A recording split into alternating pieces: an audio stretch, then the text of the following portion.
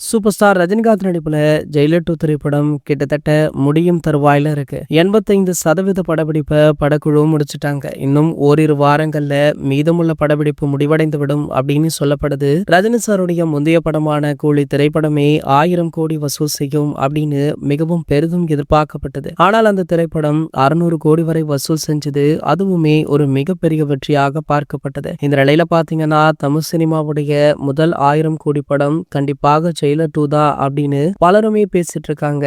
அதற்கு மிக முக்கிய காரணம் படத்துடைய கதைக்களம் தானா. என்னதான் படத்துல பல மல்டி ஸ்டாரர் இருந்தாலுமே படத்துடைய கதை சரியில்லை அப்படின்னா படம் கண்டிப்பாக 1000 கோடி போகாது. சோ அப்படிதான் பாத்தீங்கன்னா கூலி திரைப்படத்திற்கும் ஒரு சில சறுக்கல்களையுமே சந்திச்சது. குறிப்பாக பாத்தீங்கன்னா அமெரிக்கானுடைய காட்சிகள் மிகப்பெரிய அளவுல ட்ரோல் செய்யப்பட்டது. ஆகையால அப்படி ஜெயிலர் 2ல எந்த ஒரு சொதப்பல்களுமே இருக்கக்கூடாது அப்படின்றதுல நம்ம நெல்சன் அவர்கள் உறுதியாக இருக்காரு.